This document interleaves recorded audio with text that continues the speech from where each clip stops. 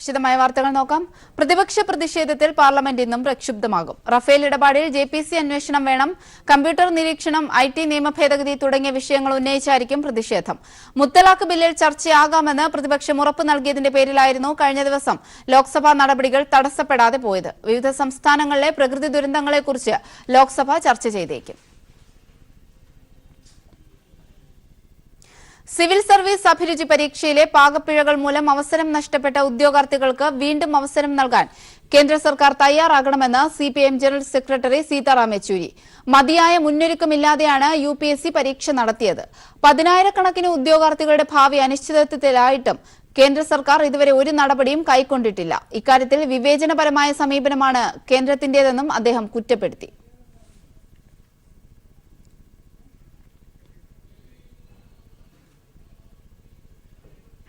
ശബരിമല വിശേഷങ്ങൾ co-powered by Kannur international airport. Kannur അന്താരാഷ്ട്ര വിമാനത്താവളം. കണ്ണൂരിന്റെ ചിറകിൽ നവകേരളം പറക്കും. ഭക്തലക്ഷങ്ങൾക്ക് ദർശന സായുജ്യമേകി ശബരിമല നടയടച്ചു. 41 ദിവസം നീണ്ടുനിന്ന മണ്ഡലകാലത്തിനൊടുവിൽ മണ്ഡലപൂജയ്ക്ക് ശേഷമാണ് ശബരിമല നടയടച്ചത്. 10,000-ങ്ങളാണ് തങ്കയങ്കി ചാർത്തിയുള്ള മണ്ഡലപൂജയ്ക്ക് ദർശനം തേടി സന്നിധാനത്തെത്തിയത്. ശരണമന്ത്രങ്ങൾ മുഴങ്ങുന്ന സന്നിധാനത്ത് മണ്ഡലകാലത്തിന്റെ അവസാന നാളിലും വൻ തിരക്കാണ് അനുഭവപ്പെട്ടത്. രാവിലെ നട തുറന്നതു മുതൽ ആയിരങ്ങൾ പൊന്നമ്പലവാസനെ ഒരു നോക്ക് കാണാനെത്തി. ഉച്ചയ്ക്ക് 12ഓടെ തന്ത്രി കണ്ഠരര് രാജീവരുടെ കാർമ്മികത്വത്തിൽ തങ്കയങ്കി ചാർത്തിയായിരുന്നു മണ്ഡലപൂജ. ശരണമന്ത്രങ്ങളാൽ ഭക്തിസാന്ദ്രമായ സന്നിധാനത്ത് ഭക്തർക്ക് വേണ്ടി വിപുലമായ സൗകര്യങ്ങളാണ് ദേവസ്വം ബോർഡും പോലീസും ചേർന്നൊരുക്കിയത്. ദർശനം തേടിയെത്തുന്ന ഭക്തരെ സുരക്ഷിതരായി സന്നിധാനത്തേക്ക് ആനയിച്ചിരുന്നത് പോലീസായിരുന്നു. മലകയറ്റത്തിലുടനീളം ആരോഗ്യവകുപ്പിന്റെ ശ്രദ്ധയും ഉണ്ടായി. വൈദ്യസഹായം ആവശ്യമായി വന്ന തീർത്ഥാടകർക്ക് യഥാസമയം അത് ലഭിക്കാൻ ആരോഗ്യവകുപ്പ് ഉണർന്നു പ്രവർത്തിച്ചു. അയ്യപ്പ ഭക്തരുടെ ജീവനും സ്വത്തിനും കണ്ണിമ വെട്ടാതെ പോലീസും കാവൽ നിന്നു. സുവർണാവസരങ്ങളും ഗൂഢാലോചനകളുമായി ശബരിമലയെ തകർക്കാൻ വന്നവർക്ക് മുന്നിൽ ഭക്തർക്കായി സർക്കാർ നിലകൊണ്ടതോടെ അട്ടിമറിക്കപ്പെടുമെന്ന് കരുതിയ മണ്ഡലകാല തീർത്ഥാടനവും സുഗമമായി മാറി. പ്രളയം മൂലം പമ്പ ആകെ തകർന്നതോടെ നിലയ്ക്കലിലായിരുന്നു ഈ തീർത്ഥാടന കാലം ബേസ് ക്യാമ്പായി തീരുമാനിച്ചത്. ചുരുങ്ങിയ സമയത്തിനുള്ളിൽ ഭക്തർക്ക് ആവശ്യമായ എല്ലാ സൗകര്യങ്ങളും നിലയ്ക്കലിൽ സർക്കാരും ദേവസ്വം ബോർഡും ചേർന്നൊരുക്കി. സുപ്രീം കോടതി വിധി മുൻനിർത്തി മല കയറാനെത്തിയ യുവതികളെ അക്രമി സംഘങ്ങൾ പലതവണയായി ശബരിമലയിൽ തടഞ്ഞു. ഇവരുടെയെല്ലാം വീടുകൾക്ക് നേരെയും രൂക്ഷമായ ആക്രമണങ്ങൾ അഴിച്ചുവിട്ടു. ഭക്തരുടെ വേഷം കെട്ടി തീർത്ഥാടനത്തെ അലങ്കോലപ്പെടുത്താനുള്ള അക്രമികളുടെ നീക്കം സർക്കാർ യുക്തിസഹമായി നേരിട്ടതോടെ ശബരിമലയിലെ മുതലെടുപ്പുകാർക്ക് പിന്മാറുകയല്ലാതെ നിവർത്തിയുണ്ടായില്ല. രാത്രി 10 മണിയോടെ ഹരിവരാസനം പാടി നടയടച്ചെങ്കിലും ഈ മാസം 30-ന് മകരവിളക്ക് മഹോത്സവത്തിനായി ശബരിമല നട വീണ്ടും തുറക്കും. ജനുവരി 14-നാണ് മകരവിളക്ക് മഹോത്സവം. News bureau, Sannidhanam. പ്രവാസ മണ്ണിൽ മരണത്തിന് കീഴടങ്ങേണ്ടി വരുന്നവർക്ക് നീതി തേടി നിരാഹാര സമരവുമായി മലബാർ ഡെവലപ്മെന്റ് ഫോറം. മൃതദേഹങ്ങളെ ചരക്കിന് തുല്യമായി കണ്ട് തൂക്കിനോക്കി യാത്രാനിരക്ക് നിശ്ചയിക്കുന്ന വിമാന കമ്പനികളുടെ ക്രൂരതയ്ക്കെതിരെയാണ് പ്രതിഷേധം സംഘടിപ്പിച്ചത്. മൃതദേഹങ്ങൾ സൌജന്യമായി നാട്ടിലെത്തിക്കണമെന്ന ആവശ്യമുന്നയിച്ച് കേന്ദ്ര വ്യോമയാന മന്ത്രിക്ക് നിവേദനവും നൽകി. പ്രവാസി പണത്തിന്റെ കണക്ക് അഭിമാനത്തോടെ കേന്ദ്ര സർക്കാർ നിരത്തുമ്പോഴാണ് മറുഭാഗത്ത് പ്രവാസികളുള്ള വിമാന കമ്പനികളുടെ ചൂഷണവും മൃതദേഹങ്ങളോടുള്ള അനാദരവും പിടിച്ചുപറിയും യഥേഷ്ടം തുടരുന്നത്. ജീവനുള്ള മനുഷ്യന് സീറ്റിന് നിരക്ക് ഈടാക്കുമ്പോൾ മരിച്ചു കഴിഞ്ഞാൽ ചരക്ക് കണക്കെ കിലോയ്ക്ക് 300 രൂപയ്ക്ക് മുകളിൽ ഈടാക്കുന്നു. അടക്കിയ പെട്ടി കൂടിയാകുമ്പോൾ തൂക്കം 100 കിലോ കടന്നേക്കാം. ഇതിനെതിരെയാണ് മലബാർ ഡെവലപ്മെന്റ് ഫോറം പ്രതിഷേധം ശക്തമാക്കിയിരിക്കുന്നത്. മരണാനന്തരമെങ്കിലും ഇന്ത്യയുടെ സാമ്പത്തിക സ്വാതന്ത്ര്യ ഭടന്മാരായ പ്രവാസികളെ, അവരുടെ മൃതശരീരത്തെ ബഹുമാനിക്കണം. സർക്കാർ ബഹുമതിയോടുകൂടി, സർക്കാരിന്റെ ചെലവോടുകൂടി മൃതശരീരത്തെ ആദരപൂർവ്വം അവരുടെ സ്വദേശത്ത് എത്തിക്കണം. അതിനായി നിയമ ഭേദഗതി നടത്തണം. ദേശീയ പ്രസിഡന്റ് കെ ബഷീർ, ദില്ലി ഘടകം പ്രസിഡന്റ് അബ്ദുല്ല കവുങ്ങൽ എന്നിവരാണ് ദില്ലി ജന്തർ മന്ദറിൽ 24 മണിക്കൂർ നിരാഹാരം നടത്തിയത്. വിദേശ ഇന്ത്യക്കാരുടെ അടിയന്തര ക്ഷേമ സഹായ പ്രവർത്തനങ്ങൾക്കായുള്ള ഇന്ത്യൻ കമ്മ്യൂണിറ്റി വെൽഫെയർ ഫണ്ടിൽ കോടിക്കണക്കിന് രൂപ വെറുതെ കിടക്കുന്നതായും ഇവർ ചൂണ്ടിക്കാട്ടുന്നു. വിദേശത്ത് മരണപ്പെടുന്ന പ്രവാസികൾക്ക് മാന്യമായ അന്ത്യയാത്ര ഉറപ്പാക്കും വരെ പോരാട്ടം തുടരാനാണ് മലബാർ ഡെവലപ്മെന്റ് ഫോറത്തിന്റെ തീരുമാനം. News bureau, Delhi.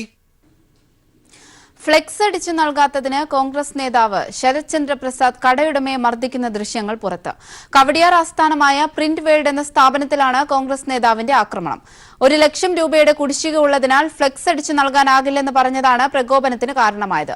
എന്നാൽ കരാർ ഏറ്റെടുത്ത ശേഷം ജോലി ചെയ്യാതിരുന്നതിലുള്ള മാനസിക വിഷമം മൂലമാണ് ഇത്തരത്തിൽ പെരുമാറാനുണ്ടായ കാരണമെന്ന് ശരത് ചന്ദ്ര പ്രസാദ് പ്രതികരിച്ചു.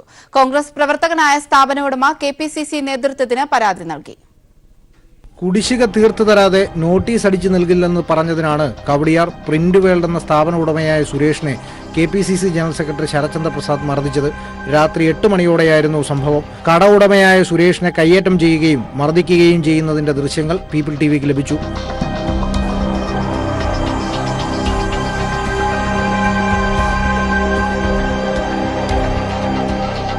ഒരു ലക്ഷത്തിലേറെ രൂപ ശരത്ചന്ദ്ര പ്രസാദ് നൽകാനുണ്ടെന്നും കുടിശ്ശിക ആവശ്യപ്പെട്ടതാണ് പ്രകോപനത്തിന് ഇരയാക്കിയതെന്നും സുരേഷ് വ്യക്തമാക്കി.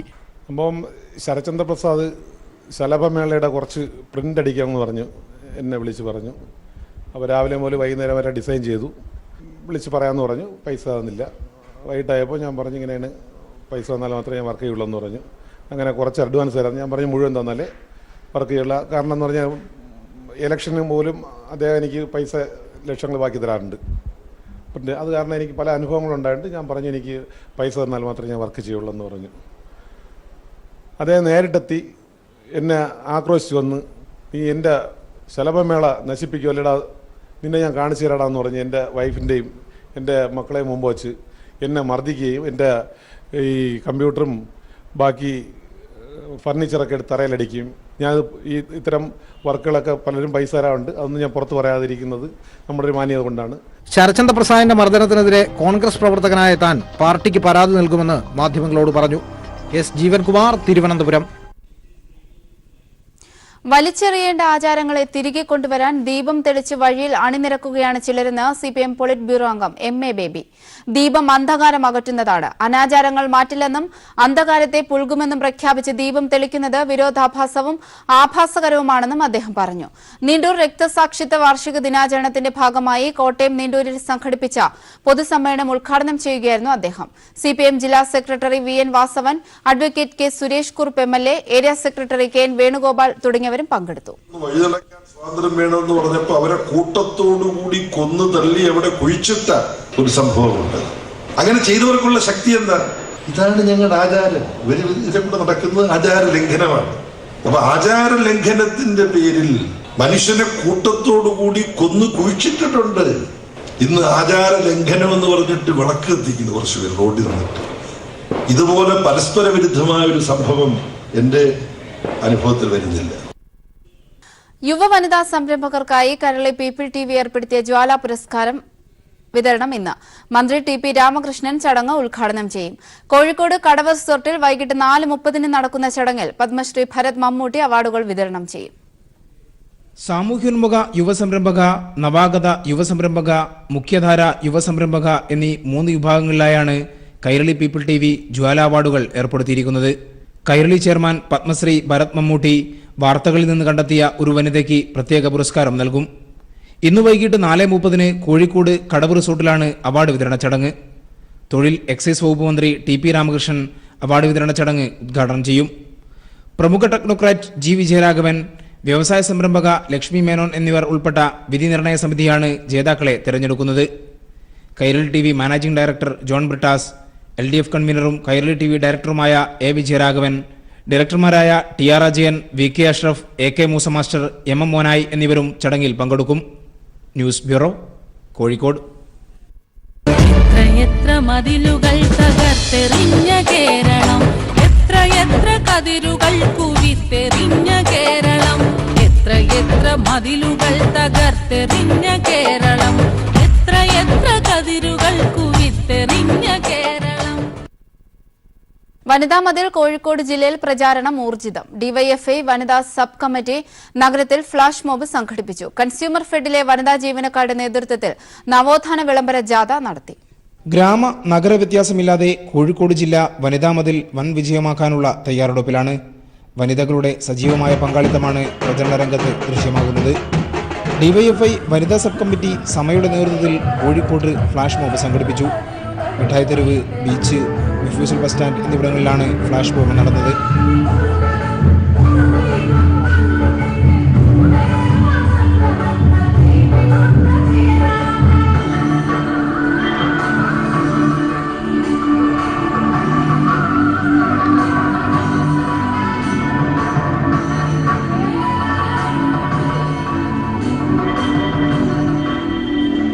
നവോത്ഥാന മൂല്യസംരക്ഷണത്തിന്റെ പ്രാധാന്യം ജനങ്ങളിലെത്തിക്കുന്നതിന്റെ ഭാഗമായാണ് ഫ്ലാഷ് മോബ്.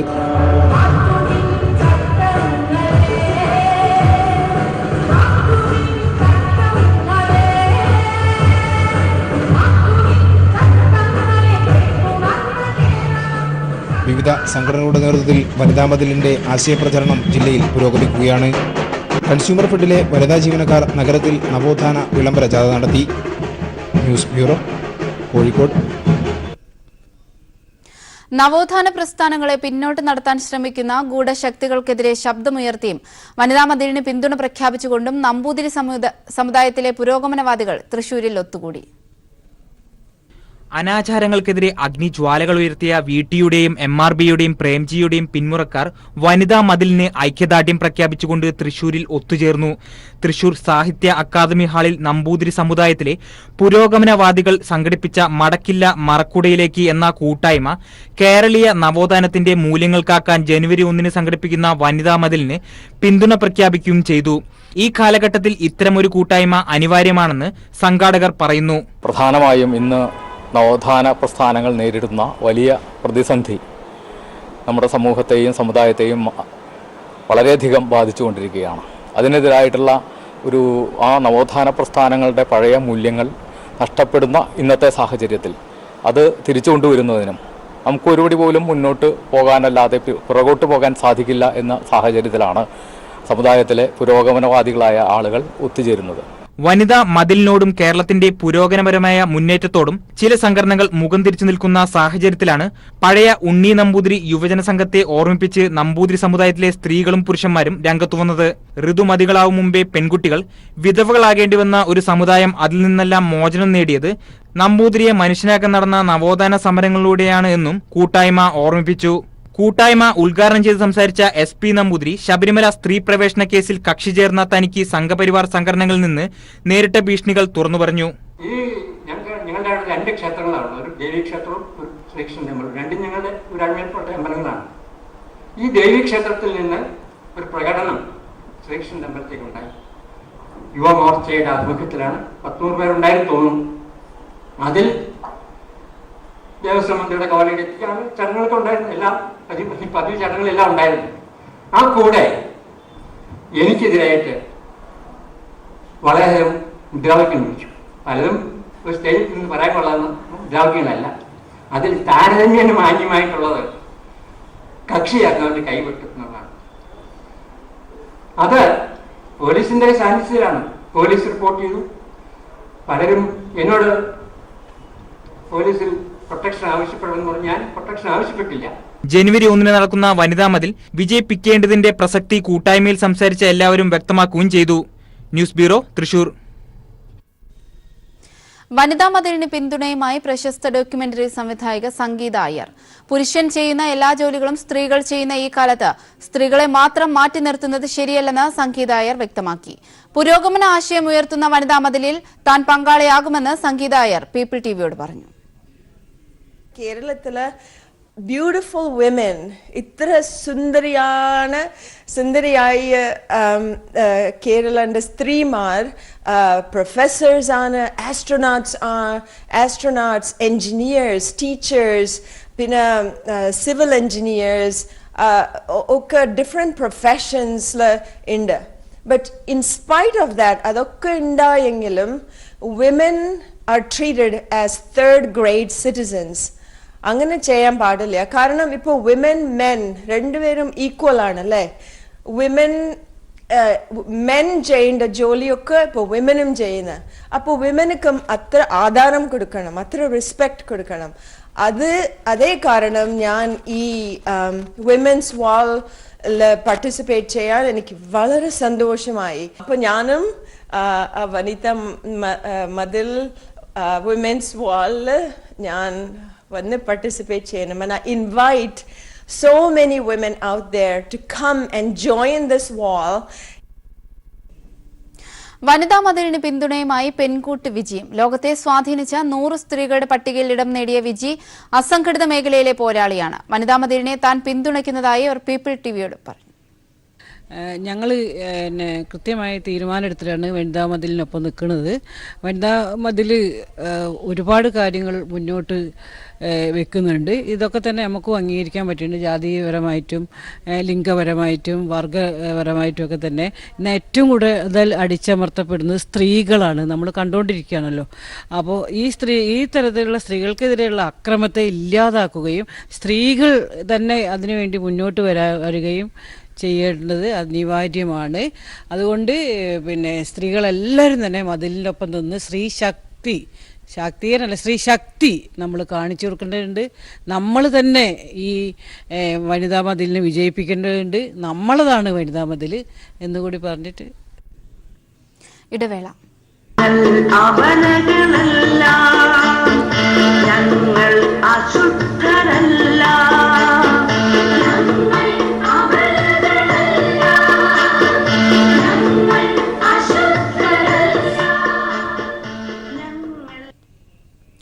മലയാളികൾ പിന്നിട്ട് നവോത്ഥാന മൂല്യങ്ങളിലേക്കുള്ള തിരിഞ്ഞുനോട്ടമാണ് വനിതാ മതിലെന്ന് SNDP യോഗം മുൻ സംസ്ഥാന പ്രസിഡന്റും ശ്രീനാരായണ സഹോദര ധർമ്മവേദി സംസ്ഥാന വർക്കിംഗ് ചെയർമാനുമായ അഡ്വക്കേറ്റ് CK വിദ്യാസാഗർ. സമൂഹത്തെ പിന്നോട്ടടിക്കാൻ ശ്രമിക്കുന്നവർക്കുള്ള താക്കീതായി വനിതാ മതിലിൽ ഏവരും അണിചേരണമെന്നും അദ്ദേഹം തൊടുപുഴയിൽ പറഞ്ഞു. ഈ നവോത്ഥാന മതിലെന്ന ആശയം എന്തുകൊണ്ടും ഈ കാലഘട്ടത്തിൽ ഏറ്റവും പ്രസക്തമായ ഒരാവശ്യമാണെന്ന് ഞാൻ കരുതുന്നു. ഒരു സമൂഹം അതിൻ്റെ പിന്നിട്ട വഴികളിലൂടെ ഒന്ന് തിരിഞ്ഞു നോക്കാൻ, ആ വഴികളിലേക്കൊന്ന് തിരിഞ്ഞു നോക്കുവാനും അതോടൊപ്പം അതിൻ്റെ മുന്നോട്ടുള്ള പ്രയാണത്തിൽ നാം സാംശീകരിച്ച വലിയ നവോത്ഥാന മൂല്യങ്ങളെ ഉയർത്തിപ്പിടിക്കേണ്ടതിൻ്റെ ആവശ്യകത എത്ര വലുതാണ് എന്ന് ചിന്തിപ്പിക്കുവാനും ഈ സംരംഭം ഏറെ പ്രയോജനകരമാകും. പോരാട്ടങ്ങളിലൂടെ നമ്മൾ ഉയർത്തിപ്പിടിച്ച മൂല്യങ്ങൾ, സാമൂഹ്യ ബോധം, ജനാധിപത്യവൽക്കരണം, ഇതെല്ലാം വളരെ വിലപ്പെട്ട നമ്മളുടെ നേട്ടങ്ങളാണ്. ആ നേട്ടങ്ങളിൽ നിന്ന് പുറകോട്ട് പോകുവാൻ കേരള സമൂഹത്തിന് കഴിയില്ല. കേരള സമൂഹത്തെ അതിൽ നിന്ന് പുറകോട്ട് നടിക്കുവാനായിട്ട് ശ്രമിക്കുന്ന ശക്തികൾക്ക് ഒരിക്കലും വിജയിക്കാൻ കഴിയില്ല എന്നുള്ളത് സുനിശ്ചിതമായ സംഗതിയാണ്. ഭരണഘടനയ്ക്കെതിരെ പ്രതിലോമ ശക്തികൾ വെല്ലുവിളികൾ ഉയർത്തുകയും ആചാരങ്ങളെ കൊണ്ട് ഈ ഭരണഘടനാ വ്യവസ്ഥകളെ പരാജയപ്പെടുത്താം എന്നൊക്കെ മുദ്രാവാക്യങ്ങൾ മുഴക്കിക്കൊണ്ട് മുന്നോട്ട് വരികയും ചെയ്താൽ തീർച്ചയായും അതിനെ ഗൗരവമായിട്ട് കാണണം. അത് സമൂഹത്തെ പിന്നോട്ടടിക്കുവാൻ മാത്രമേ അത്തരത്തിലുള്ള പ്രവണതകൾ ഉപകരിക്കൂ എന്ന് അർത്ഥശങ്കയ്ക്കിടയില്ലാത്ത വിധം പ്രഖ്യാപിക്കുക എന്ന ഒരു ലക്ഷ്യം കൂടി ഇന്നത്തെ ഈ വനിതാ മതിൽ എന്ന ഈ നവോത്ഥാന മതിലിന്റെ രൂപീകരണത്തിൽ നാം ലക്ഷ്യം വെക്കുന്നുണ്ട്. ആ ലക്ഷ്യത്തിലേക്കൊക്കെയുള്ള പ്രയാണത്തിൽ നമുക്ക് വിജയിച്ചേ മതിയാകൂ. അതിനുവേണ്ടി എല്ലാവരും എല്ലാ വനിതകളും, കേരളത്തിലെ മുഴുവൻ വനിതകളും ജാതി മത രാഷ്ട്രീയ ഭേദമന്യേ, സമുദായ ഭേദമന്യേ എല്ലാവരും അതിൽ പങ്കാളികളാകണം എന്ന് അഭ്യർത്ഥിക്കുവാൻ ഞാൻ ഈ അവസരം ആഗ്രഹിക്കുകയാണ്. കൊല്ലം ജില്ലാ കൺസ്യൂമർ പ്രൊട്ടക്ഷൻ കൌൺസിലും കൺസ്യൂമർ വോയിസ് മാഗസിനും സംയുക്തമായി ഏർപ്പെടുത്തിയ മഹാത്മാ 2018 അവാർഡ് ജേതാക്കളെ പ്രഖ്യാപിച്ചു. മഹാത്മാ കർമ്മശ്രേഷ്ഠരത്നം 2018 award Kottarakkara JM builders director C Johnson അർഹനായി. 1,01,000 രൂപയും മഹാത്മാഗാന്ധിയുടെ ചിത്രം ആലേഖനം ചെയ്ത ശില്പവും പ്രശസ്തി പത്രവും അടങ്ങുന്നതാണ് അവാർഡ്. മഹാത്മാ വിദ്യാരത്നം അവാർഡിന് കൊട്ടാരക്കര മാർത്തോമ ഗേൾസ് ഹൈസ്കൂളും അർഹയായി. ജനുവരി 4-ാം തീയതി കൊട്ടാരക്കര ഗേൾസ് ഹൈസ്കൂളിൽ വെച്ച് നടക്കുന്ന ചടങ്ങിൽ യാക്കോബായ സുറിയാനി സഭ നിരണം ഭദ്രാസനാധിപൻ ഡോക്ടർ ഗീവർഗീസ് മാർ കൂർലോസ് മെത്രാപ്പൊലിത്ത അവാർഡുകൾ വിതരണം ചെയ്യുമെന്ന് കൌൺസിൽ വൈസ് പ്രസിഡന്റ് ഫിലിപ്പ് മേമഠം, സംഘാടക സമിതി chairman father Geevarghese D Tharakan, general convener Sabu Nellikunnam തുടങ്ങിയവർ അറിയിച്ചു. 6 പതിറ്റാണ്ടായി നടന്നുവരുന്ന കരിമണൽ ഖനനത്തിനെതിരെ സേവ് ആലപ്പാട് എന്ന ജനകീയ സമരത്തിന് പിന്തുണ പ്രഖ്യാപിച്ച് സാഹസിക നീന്തൽ താരം ഡോൾഫിൻ രാജേഷ് കൈകാലുകൾ ബന്ധിച്ച് നീന്തി. ഇംഗ്ലീഷ് ചാനൽ നീന്താനുള്ള സ്വപ്നം കൊണ്ടു നടക്കുന്ന രാജേഷ് TS കനാലിൽ 5 മണിക്കൂർ കൊണ്ട് 10 കിലോമീറ്റർ നീന്തി പുതിയ റെക്കോർഡിട്ടു. കടലോര ഗ്രാമം കടലിൽ ആണ്ടുപോകാതിരിക്കാനെന്ന മുദ്രാവാക്യം ഉയർത്തിയാണ് TS കനാലിലൂടെ 10 കിലോമീറ്റർ സാഹസിക നീന്തൽ പ്രകടനവും ജലഘോഷയാത്രയും നടത്തിയത്. ആലപ്പാട് പണ്ടാരത്തുരത്തിലെ സ്റ്റാർട്ടിംഗ് പോയിന്റിൽ CR മഹേഷ് രതീഷിന്റെ കൈകാലുകൾ ബന്ധിച്ചു. തുടർന്ന് TS കനാലിലൂടെ 5 മണിക്കൂർ കൊണ്ട് 10 കിലോമീറ്റർ പിന്നിട്ട് അഴുക്കിലായിരം തെങ്ങിലെത്തിയത്. നീന്തൽ പ്രകടനത്തിന് അകമ്പടിയായി ജലഘോഷയാത്രയും ഒരുക്കിയിരുന്നു. ഗിന്നസ് ബുക്ക് അടക്കം രാജ്യാന്തര തലത്തിൽ ശ്രദ്ധ നേടുന്ന 7 റെക്കോർഡ് ബുക്കുകളിലേക്ക് ഇടം നേടിയ പ്രകടനമാണെന്ന് പ്രത്യേകത കൂടി ഇതിനുണ്ട്. കഴിഞ്ഞ 6 പതിറ്റാണ്ടായി ആലപ്പാട് പഞ്ചായത്തിൽ നടന്നുവരുന്ന കരിമണൽ ഖനനത്തിനെതിരെ ആലപ്പാട് ജനത നടത്തിവരുന്ന സമരത്തിന്റെ ഭാഗമായി ഇന്ന് പണിക്കർകടവ് പാലത്തിൽ നിന്നും അഴീക്കൽ 1000 തെങ്ങ് പാലം വരെ 10 കിലോമീറ്റർ കൈകാലുകൾ ബന്ധിച്ച് ജലോത്സവവും സാഹസിക നീന്തൽ പ്രകടനമാണ് ഇന്ന് പ്രതിഷേധമായിട്ട് ഞങ്ങൾ നടത്തിയത്. ഗിന്നസ് വേൾഡ് റെക്കോർഡ് അടക്കം രാജ്യാന്തര തലത്തിൽ ശ്രദ്ധ നേടുന്ന 6 റെക്കോർഡ് ബുക്കിലേക്കുള്ള പ്രകടനം കൂടിയായിരുന്നു എന്ന ഒരു പ്രത്യേകത കൂടിയുണ്ട് ഈ പ്രോഗ്രാം. കൈകാലുകൾ ബന്ധിച്ച് ഇംഗ്ലീഷ് ചാനൽ നീന്തുവാൻ തയ്യാറെടുക്കുന്ന എനിക്ക് ഇങ്ങനെ ഒരു പ്രകടനം ശരിക്കും സഹായമാവുമെന്ന് തോന്നുന്നു. Guinness book of world record, Limca book of record തുടങ്ങിയവ ഉൾപ്പെടെ ലക്ഷ്യമിട്ടാണ് രതീഷിന്റെ സാഹസിക പ്രകടനം. വിവിധ റെക്കോർഡ് പ്രതിനിധികളും പ്രകടനം വീക്ഷിക്കാനെത്തിയിരുന്നു. സേവ് ആലപ്പാട് സ്റ്റോപ്പ് മൈനിംഗ് എന്ന മുദ്രാവാക്യം ഉയർത്തിയാണ് കരിമണൽ ഖനന വിരുദ്ധ ജനകീയ സമരസമിതി അനിശ്ചിതകാല നിരാഹാരം ഉൾപ്പെടെ സമരങ്ങൾ ആരംഭിച്ചത്. അതിജീവനത്തിന് വേണ്ടിയുള്ള പോരാട്ടത്തിന്റെ ഭാഗം കൂടിയാണ് സാഹസിക നീന്തൽ പ്രകടനമെന്ന് സംഘാടകർ പറഞ്ഞു. ന്യൂസ് ബ്യൂറോ, കൊല്ലം. കാസർഗോഡ് പൈവളികയിൽ 10,000-ഓളം വർഷങ്ങൾ പഴക്കമുള്ള ശിലായുധം കൃഷിഭൂമിയിൽ കണ്ടെത്തി. ഇത് ശിലായുഗ കാലത്തെ മനുഷ്യർ ഉപയോഗിച്ചതാകാമെന്നാണ് ചരിത്ര ഗവേഷകരുടെ വിലയിരുത്തൽ. പഠനവിധേയമാക്കിയാൽ കൂടുതൽ ചരിത്ര വിവരങ്ങൾ ലഭ്യമാകുമെന്ന നിഗമനത്തിലാണ് ഗവേഷകർ. കാസർഗോഡ് പൈവളിക ഗ്രാമപഞ്ചായത്തിലെ ധർമ്മത്തളിക്കയിൽ കമുകിൻ തോട്ടത്തിൽ കിടക്കുന്നതിനിടയിലാണ് ശിലയിൽ നിർമ്മിതമായ ആയുധം കണ്ടെത്തുന്നത്. 30 സെന്റിമീറ്റർ നീളവും മേൽഭാഗത്ത് 10 സെന്റിമീറ്റർ വീതിയുമുള്ള ശിലായുധത്തിന്റെ താഴെഭാഗം കൂർത്ത നിലയിലാണ്. മൃഗങ്ങളെ വേട്ടയാടുന്നതിനും തൊലി ഉരിയുന്നതിനും മാംസം മുറിക്കുന്നതിനും ഈ ശിലായുധം ഉപയോഗിച്ചിരുന്നതായാണ് ചരിത്ര ഗവേഷകരുടെ നിഗമനം. ലോഹായുധങ്ങൾ കണ്ടെത്തുന്നതിന് മുമ്പ് ശിലായുഗ മനുഷ്യർ ഇത്തരം ആയുധങ്ങൾ ഉപയോഗിച്ചിരുന്നു. കാഞ്ഞങ്ങാട് നെഹ്റു കോളേജിലെ ചരിത്ര വിഭാഗം അധ്യാപകരായ CP രാജീവൻ, നന്ദകുമാർ കോടോത്ത് എന്നിവർ പരിശോധിച്ച ശേഷമാണ് കണ്ടെത്തിയത് ശിലായുധമാണെന്ന് വിലയിരുത്തിയത്. സത്യത്തിൽ ഇങ്ങനെ ഒരു കണ്ടെത്തൽ നമ്മുടെ വടക്കേ മലബാറിന്റെ തന്നെ പ്രാക് ചരിത്രത്തിലേക്കുള്ള ഒരു ശക്തമായ ഉപാദാന ശേഖരത്തിന്റെ വലിയ ഒരു ഘടകമായിട്ടാണ് മാറുന്നത്. കൂടുതൽ അന്വേഷണങ്ങൾക്കും പഠനങ്ങൾക്കും വിധേയമാക്കി കഴിഞ്ഞാൽ ഇന്നത്തെ കേരള ചരിത്രത്തെ പൊളിച്ചെഴുതാൻ വേണ്ടിയിട്ട് പറ്റും എന്നാണ് നമുക്ക് മനസ്സിലാക്കാൻ വേണ്ടിയിട്ട് പറ്റുന്നത്. വടക്കേ മലബാറിൽ ഇത്ര പഴക്കമേറിയ ശിലായുധം കണ്ടെത്തുന്നത് നടാടെയാണെന്ന വിലയിരുത്തലിലാണ് ഗവേഷകർ. പഠനം നടത്തിയാൽ കൂടുതൽ ചരിത്ര വിവരങ്ങൾ ലഭ്യമാകുമെന്ന പ്രതീക്ഷയും ഗവേഷകർക്കുണ്ട്. News bureau, Kasaragod.